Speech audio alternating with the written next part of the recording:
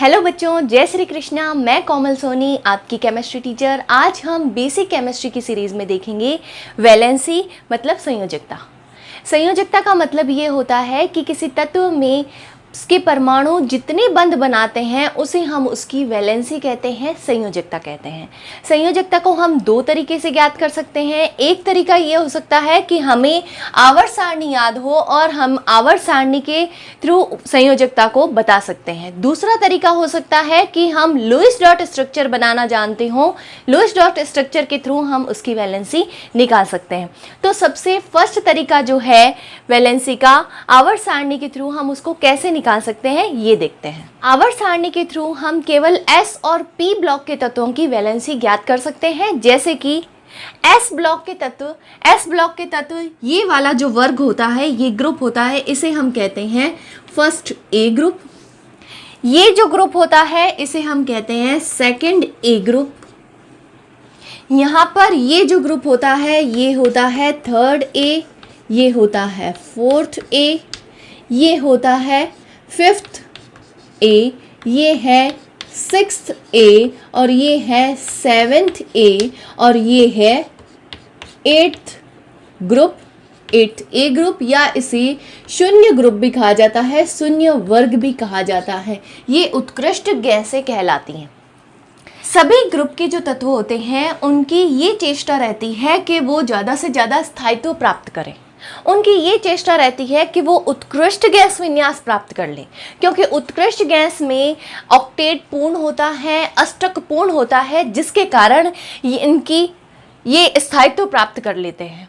तो सभी तत्वों की ये चेष्टा रहती है कि वो अपना ऑक्टेट पूरा कर लें। अब हम यहाँ पर देखते हैं, अगर हम हीलियम, हाइड्रोजन, लिथियम, सोडियम, इनका इलेक्ट्रॉनीय विन्यास देखें तो इनके बाह्यतम कोश में केवल एक ही इलेक्ट्रॉन होता है।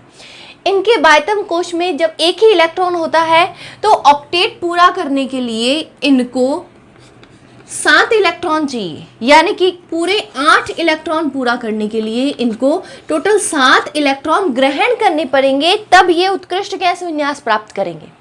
या फिर ये भी हो सकता है कि ये एक इलेक्ट्रॉन त्याग दे। अगर ये एक इलेक्ट्रॉन त्याग देंगे तो भी ये अपने स्थायित्व को पूरा कर सकते हैं। इसे हम एग्जाम्पल के थ्रू समझते हैं। हम हाइड्रोजन को छोड़कर लिथियम से स्टार्ट करते हैं। लिथियम में आप देख सकते हैं, लिथियम का इलेक्ट्रॉनीय विन्यास होता है 1s2 2s1। यदि यहाँ पर लिथियम जो है अपना एक इलेक्ट्रॉन निकाल देता है, अपना एक इलेक्ट्रॉन निकालने के बाद में ये हीलियम जैसा इलेक्ट्रॉनीय विन्यास प्राप्त कर लेता है, यानी कि ये स्थायित्व प्राप्त कर लेता है। इससे नेक्स्ट देखते हैं सोडियम का।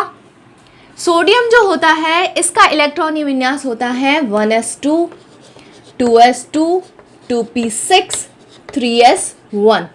यहाँ पर अगर ये 7 इलेक्ट्रॉन ग्रहण करेगा तो इसको बहुत सारे एनर्जी की जरूरत होगी, लेकिन अगर ये एक इलेक्ट्रॉन त्याग देता है तो ये अपना अष्टक पूर्ण कर सकता है, यानी कि ये इलेक्ट्रॉनीय विन्यास प्राप्त कर लेगा उत्कृष्ट गैस विन्यास जैसा, इसलिए यह स्थायित्व को प्राप्त कर सकता है। अतः यह एक इलेक्ट्रॉन त्यागने की प्रवृत्ति रखता है।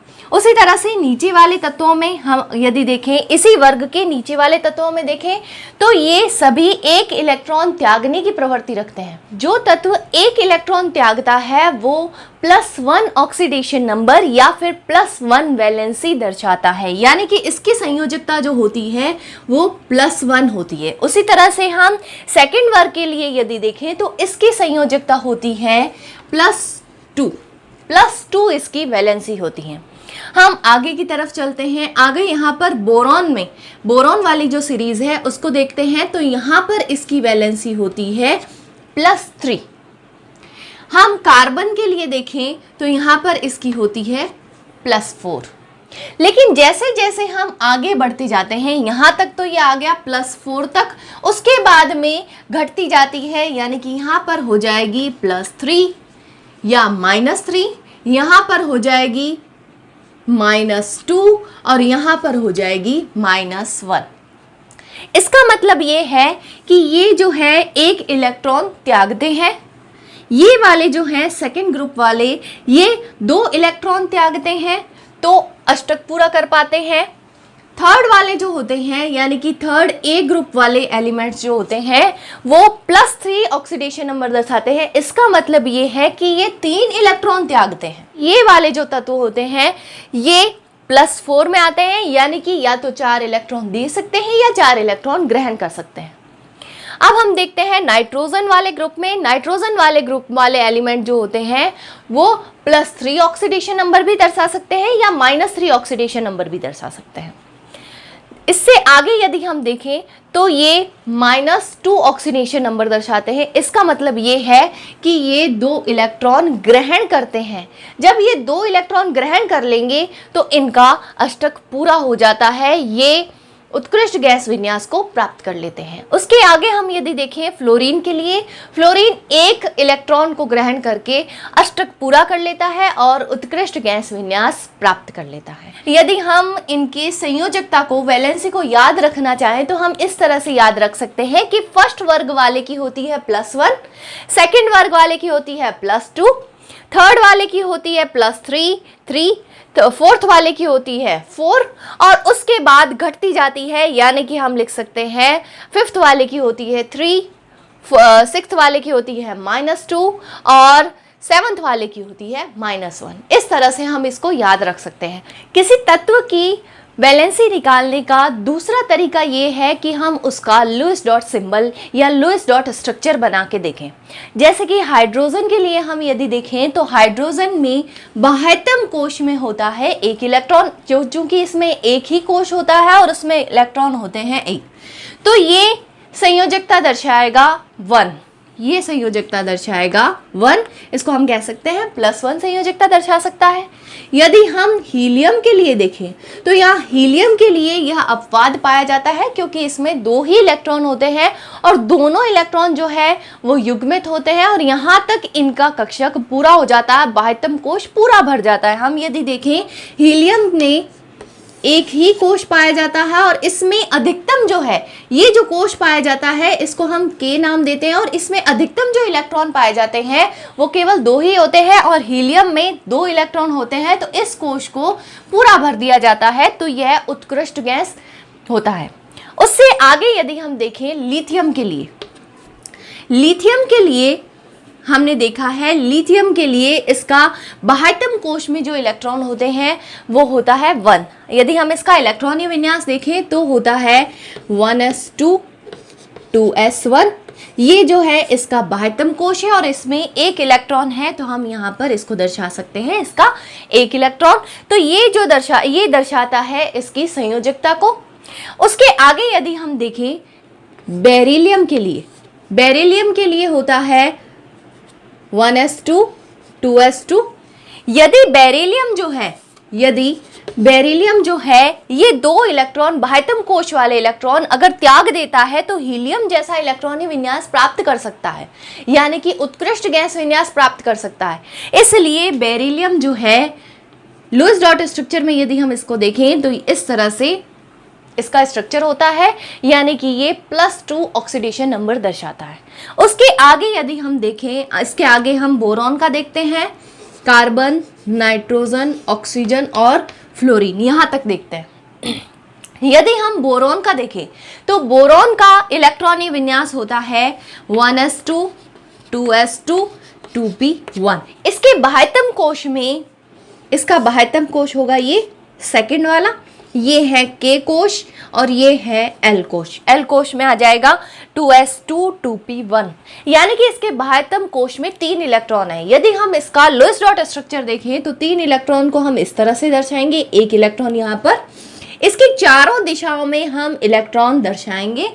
तो एक हमने यहाँ दर्शा दिया, एक इस तरफ, एक इस तरफ। इसका मतलब ये है ये 3 वैलेंसी दर्शाता है।